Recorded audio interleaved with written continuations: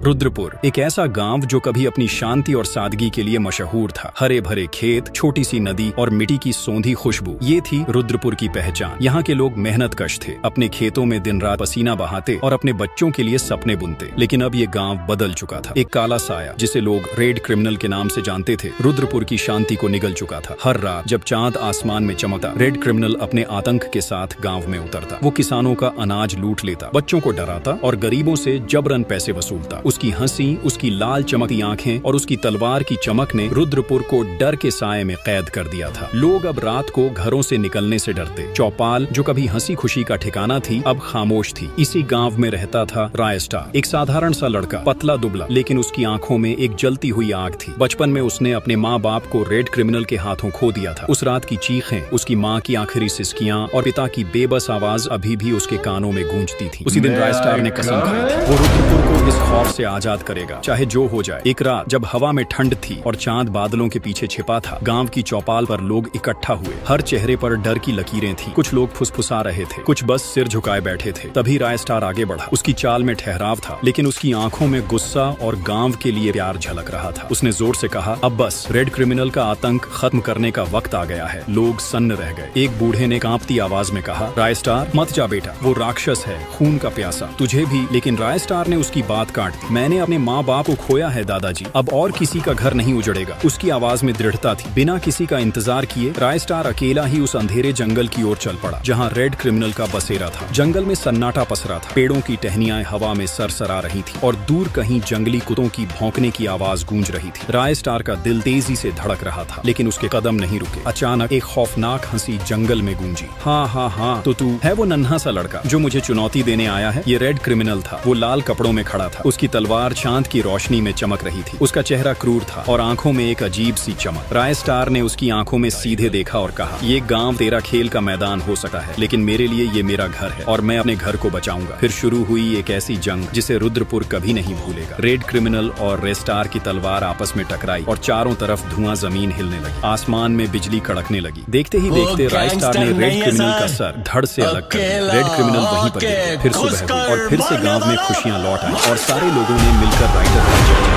Bermuda की धरती पर एक ऐसा नाम गूंजता था जिसे सुनकर दुश्मनों की रूह कांप उठती थी। राय स्टार, वह एक ऐसा शेर था जो अकेला ही आतंकवादियों के गढ़ में घुसकर उन्हें नेस्तनाबूद कर देता था। बड़े बड़े माफिया उसके सामने सिर झुकाते, माफी की भीख मांगते। जब वह गलियों से गुजरता, लोग उसके नाम की जय जयकार करते, मानो कोई जीता जागता किंवदंती उनके बीच चल रहा हो। ऐसा वीर योद्धा न पहले कभी देखा गया, न शायद कभी देखा जाएगा। राय स्टार एक फौजी अफसर था जिसके लिए देश से बढ़कर कुछ नहीं था। वह अपने सैनिकों को हर दिन ऐसी कठिन ट्रेनिंग देता जैसे जंग का बिगुल कभी भी बज सकता हो। हर जवान को वह इस तरह तराशता मानो वे युद्ध के लिए जन्मे हों। लेकिन राय स्टार का दिल सिर्फ देश के लिए ही नहीं धड़कता था। उसका एक और संसार था, उसका बेटा वीर। वीर की माँ एक सड़क हादसे में बचपन में ही चल बसी थी। तब से राय स्टार ही उसका माँ बाप दोनों था। वह वीर को स्कूल छोड़ने जाता, उसके साथ खेलता, रात को उसे कहानियां सुनाता और उसी के पास सोता। दोनों की दुनिया एक दूसरे के इर्द गिर्द घूमती थी। एक दिन जब राय स्टार गहरी नींद में था और वीर बाहर खेल रहा था, एक काली कार धीमे से रुकी। उसमें से एक आदमी निकला जिसने वीर को एक लिफाफा थमाया और कहा, बेटा, ये चिट्ठी अपने पापा को दे देना। वीर ने मासूमियत से चिट्ठी पकड़ी और दौड़कर राय स्टार के पास ले गया। राय स्टार ने जैसे ही लिफाफा खोला, उसकी आंखों में चमक की जगह चिंता की लकीरें उभर आईं। चिट्ठी में लिखा था, बॉर्डर पर तुरंत पहुंचो, जंग शुरू होने वाली है। राय स्टार ने वीर को सीने से लगाया और धीमे से कहा, बेटा, पापा को जाना होगा, तुम अपना ख्याल रखना, समय पर स्कूल जाना, पढ़ाई करना, मैं जल्द लौटूंगा। वीर की आंखों में सवाल थे, पर राय स्टार के पास वक्त नहीं था। वह अपने बेटे को अकेला छोड़ देश की रक्षा के लिए निकल पड़ा। बॉर्डर पर पहुंचते ही राय स्टार का दिल दहल गया। चारों ओर उसके साथी जवानों की लाशें बिखरी थीं। खून से सनी जमीन और गोलियों की गूंज ने उसका गुस्सा 7वें आसमान पर पहुंचा दिया। उसने दांत पीसे और बोला, जिसने मेरे भाइयों का खून बहाया, उसका हिसाब आज यहीं होगा। उसने अपनी टुकड़ी को आखिरी बार तैयार किया। हर जवान के चेहरे पर वही जज्बा था जो राय स्टार के दिल में धधक रहा था। रात के अंधेरे में युद्ध शुरू हुआ। एक तरफ राय स्टार और उसकी छोटी सी फौज, दूसरी तरफ पाकिस्तान के खूंखार आतंकवादी। गोलियां बरस रही थी, बमों की गड़गड़ाहट से जमीन कांप रही थी। धुआं चारों ओर छाया हुआ था। राइस्टार ने शेर की तरह लड़ाई लड़ी। एक एक दुश्मन को उसने धूल चटाई, लेकिन इस भयंकर जंग में वह खुद भी बुरी तरह जख्मी हो गया। खून से लथपथ, दर्द से कराहता, फिर भी वह रुका नहीं। आखिरी सांस तक उसने हार नहीं मानी और आखिरकार हर आतंकवादी को ढेर कर दिया। लेकिन तभी राइस्टार का शरीर भी जमीन पर गिर पड़ा। उसके साथियों ने उसके पार्थिव शरीर को सम्मान के साथ वीर के घर पहुंचाया। जब वीर ने अपने पिता को तिरंगे में लिटा देखा, उसका छोटा सा दिल टूट गया। वह फूट फूट कर रोया, मानो उसकी दुनिया ही उजड़ गई हो। गांव वालों और सेना के जवानों ने मिलकर राइस्टार का अंतिम संस्कार किया। बरमुंडा ने उस दिन अपना सबसे बड़ा हीरो खो दिया, लेकिन राइस्टार की वीरता की गाथा हमेशा जिंदा रहेगी। अगर आपका दिल भी इस कहानी से देशभक्ति के जज्बे से भर गया है तो चैनल को सब्सक्राइब करना न भूलें और कमेंट में जय हिंद जरूर लिखें।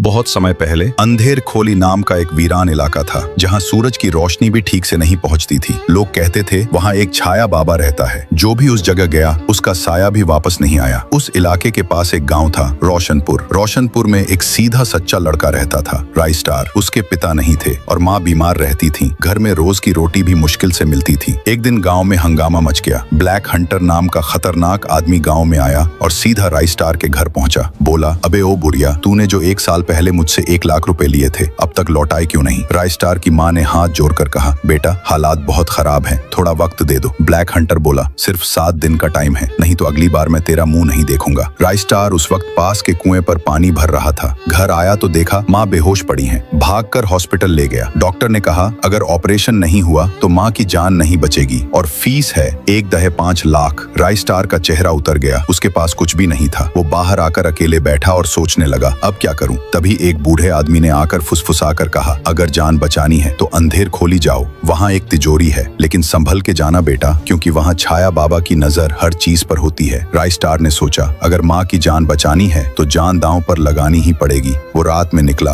जंगलों से होते हुए अंधेर खोली पहुंचा। हर तरफ सन्नाटा, झाड़ियां हिल रही थीं, पेड़ खुद बातें कर रहे थे। अचानक उसे सामने दिखी एक पुरानी हवेली। हवेली के अंदर था एक लोहे का तिजोरी नुमा संदूक। जैसे ही राइस्टार ने उसे छुआ, चारों तरफ धुआं छा गया और सामने प्रकट हुआ छाया बाबा। छाया बाबा बोला, हर कोई आता है सिर्फ लेने, तू क्यों आया है? राइस्टार बोला, मेरी माँ की हालत बहुत खराब है, मैं उन्हें बचाना चाहता हूँ, बस थोड़े पैसे चाहिए, मैं कुछ नहीं ले जाऊंगा जो जरूरी नहीं। छाया बाबा कुछ देर चुप रहा, फिर बोला, ठीक है ले जा ये सोना, लेकिन याद रख तेरी माँ ठीक हो जाए उसके बाद उस रात तुझे वापस यहीं आना होगा। अगर नहीं आया तो मैं तेरे पास खुद आ जाऊंगा। राइस्टार पैसों से भरा संदूक लेकर निकल गया। माँ का इलाज हो गया, सब कुछ। लेकिन अब सवाल ये है, क्या राइस्टार वादा निभाएगा? क्या वो वापस अंधेर खोली जाएगा या फिर छाया बाबा खुद आएगा उसे लेने? जानने के लिए कमेंट करो पार्ट 2 और वीडियो को शेयर करना मत भूलना। कहानी की शुरुआत होती है एक गांव से जिसका नाम है शांतपुर। जैसा कि नाम से लगता है, यह गांव असल में अत्यंत सुंदर था, जिसके चारों ओर हरे भरे खेत और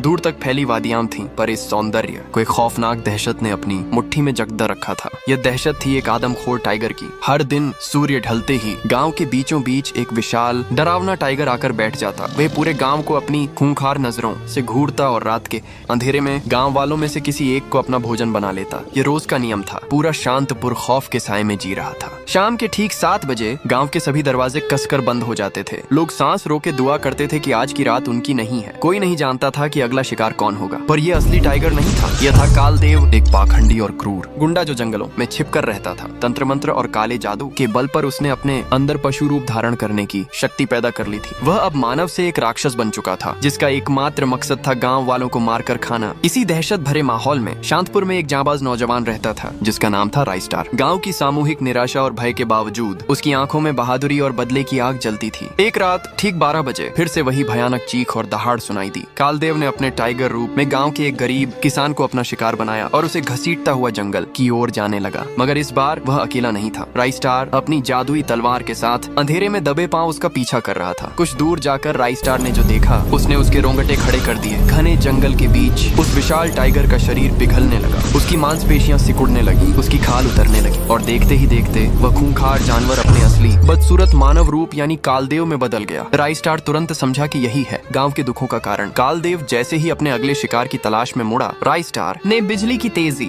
से अपनी जादुई तलवार से उस पर वार किया। राइस्टार की शक्ति और बहादुरी के सामने कालदेव का सारा जादू और ताकत चूर चूर हो गई। कालदेव वहीं ढेर हो गया। अगली सुबह राइस्टार ने गांव वालों को कालदेव के मृत शरीर और उसके काले जादू की सारी सच्चाई बताई। शांतपुर में खुशी और राहत की एक लहर दौड़ गई। राइस्टार ने गांव को हमेशा के लिए उस दहशत से आजाद करा दिया था। पहली बार गांव गांव वालों ने 7 बजे अपने दरवाजे बंद नहीं किए, बल्कि अपने वीर पुत्र राइस्टार की जय जयकार करते हुए मिलकर नाच गाना शुरू किया। डर का अंधेरा छूट चुका था और शांतपुर में फिर से खुशियां लौट आई थीं। चारों तरफ धुआं फैल चुका था, हवा में अजीब सी बदबू थी और गांव के लोग धीरे धीरे बीमार पड़ने लगे थे। कोई चल नहीं पा रहा था, कोई खांसते खांसते गिर रहा था। पूरा गांव डर के साए में था। उधर पहाड़ी के ऊपर वाली पुरानी बिल्डिंग में वो साइंटिस्ट मर चुका था जिसने ये सब फैलाया था। मशीनें जल चुकी थीं और अब सब कुछ राइस्टार के ऊपर था, लेकिन उसने हार नहीं मानी। वो गांव की आखिरी उम्मीद लेकर पहुंचा एक पुराने साइंटिस्ट डॉक्टर झटका के पास, जो अब बहुत बूढ़े हो चुके थे। राइस्टार ने बोला, डॉक्टर साहब हमारे गांव को बचा लो। डॉक्टर उन्होंने कमजोर आवाज में कहा, बेटा इसका इलाज है लेकिन आसान नहीं। राइस्टार बोला, जो भी करना है बता दो डॉक्टर। डॉक्टर झटका ने आंखें बंद की, फिर बोले, दूर पहाड़ों के बीच एक फूल है गुलाबी रंग का, उसे लोग जीवन पुष्प कहते हैं, लेकिन ध्यान रखना उसे सिर्फ फूल नहीं, उसका पता सहित लाना होगा। अगर वो पता टूट गया तो उसकी शक्ति खत्म हो जाएगी। राइस्टार बिना कुछ बोले उठा और निकल पड़ा। रात अंधेरी थी, रास्ता खतरनाक, लेकिन उसके कदम नहीं रुके। वो पहाड़ों के बीच से गुजरा जहाँ बस हवा और ठंड थी। आखिरकार एक चट्टान के ऊपर उसे वो गुलाबी फूल दिखा, हल्की सी चमक, और उसके नीचे हरा पत्ता हिल रहा था। राइस्टार ने सावधानी से पूरा फूल पत्ते सहित तोड़ा। हाथ कांप रहे थे पर फूल सही सलामत था। वो तेजी से वापस गांव लौटा। गांव में सब लोग जमीन पर पड़े थे, कोई हिल भी नहीं पा रहा था। राइस्टार ने चारों तरफ देखा, फिर एक नजर गांव की सबसे ऊंची चोटी की तरफ डाली। वो वहीं भागकर ऊपर चढ़ गया और उस गुलाबी फूल को दोनों हाथों से हवा में फैला दिया। धीरे धीरे उस फूल की खुशबू पूरे गांव में फैलने लगी। हवा हल्की हो गई, लोग सांस लेने लगे, बच्चे आंखें खोलने लगे। डॉक्टर झटका ने मुस्कुराते हुए कहा, तूने सिर्फ गांव नहीं इंसानियत को बचाया है बेटा। दोस्तों, मेरे को एक वीडियो बनाने में बहुत ज्यादा मेहनत लगा है, तो प्लीज लाइक सब्सक्राइब करके थोड़ा सा सपोर्ट दिखा दीजिए। सुखनगर एक छोटा लेकिन बहुत ही सुंदर गांव था। हर तरफ हरियाली फैली रहती थी, आसमान में चिड़ियों की चहचहाहट गूंजती थी। गांव के बीचों बीच एक तालाब था जो दिन में तो बेहद खूबसूरत लगता था, लेकिन रात होते ही उसका रूप डरावना हो जाता था। कहते हैं जो भी रात में उस तालाब के पास जाता वो कभी वापस नहीं लौटा। इसी गांव में रहते थे 2 जिगरी दोस्त, रामू और श्यामू। दोनों की दोस्ती की मिसाल पूरे गांव में दी जाती थी। साथ घूमना, साथ हंसना और हर शाम उसी तालाब में नहाने जाना, यही उनकी रोज की आदत थी। एक दिन दोनों तालाब में नहा रहे थे, वक्त का पता ही नहीं चला और धीरे धीरे शाम ढलने लगी। रामू ने कहा, अरे श्यामू चल जल्दी, रात होने लगी है। दोनों पानी से निकले और घर की तरफ चल पड़े, लेकिन कुछ दूर जाकर श्यामू को याद आया उसकी बाइक तो तालाब के पास ही रह गई थी। उसने कहा, रामू तू चल, मैं 2 मिनट में बाइक लेकर आता हूँ। रामू बोला, ठीक है जल्दी आना। रात गहरा चुकी थी। श्यामू जैसे ही तालाब के पास पहुंचा, अचानक पानी में से कुछ निकला और उसे अपनी तरफ खींच लिया। बस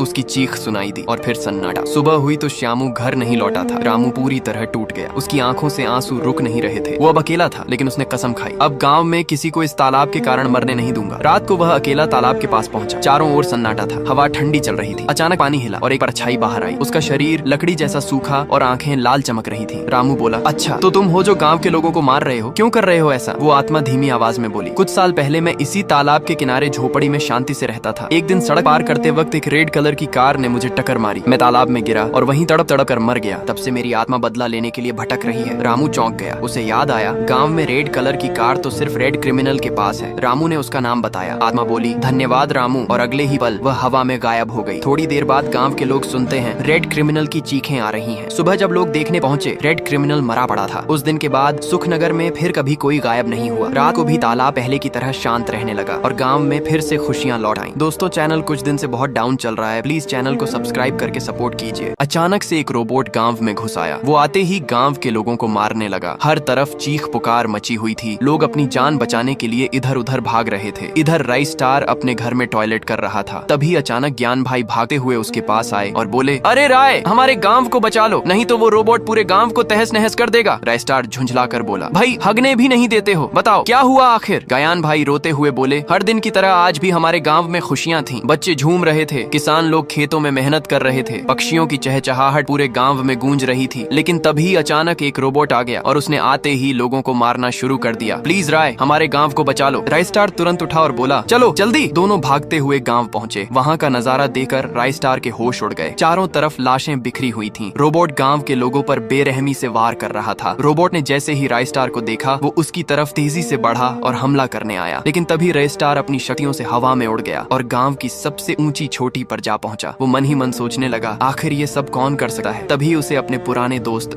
डॉ झटका की याद आई। वो सीधा उसके लैब की तरफ गया। वहां पहुंचा तो देखा चारों तरफ तबाही मची हुई थी। दीवारें टूटी हुई और डॉ झटका जमीन पर बेहोश पड़े थे। राइस्टार ने उन्हें उठाया और बोला, डॉक्टर यहाँ क्या हुआ था? डॉ झटका ने धीमी आवाज में कहा, मैं एक एक्सपेरिमेंट कर रहा था, लेकिन अचानक एक जोरदार धमाका हुआ और वही रोबोट यहाँ आ गया। उसने मेरे पूरे लैब को तहस नहस कर दिया। रेस्टार बोला, डॉक्टर उसे रोकने का कोई उपाय है क्या? डॉक्टर ने कांपते हाथों से एक शीशी निकाली और बोला, इसे उस रोबोट पर फेंक दो, बस वो हमेशा के लिए गायब हो जाएगा। रेस्टार बिना वक्त गंवाए वापस गांव पहुंचा। वो देखता है अब भी रोबोट गांव के लोगों को मार रहा था। रेस्टार ने शीशी निकाली और जैसे ही रोबोट उसकी तरफ दौड़ा, उसने पूरा दम लगाकर वो शीशी उसके ऊपर फेंक दी। अचानक से एक तेज रोशनी फैली और कुछ ही सेकंड में रोबोट गायब हो गया। गांव में फिर से शांति लौट आई। लोग खुशी से झूमने लगे, बच्चे फिर से खेलते दिखे और सब एक साथ चिल्लाने लगे, रेस्टार की जय हो।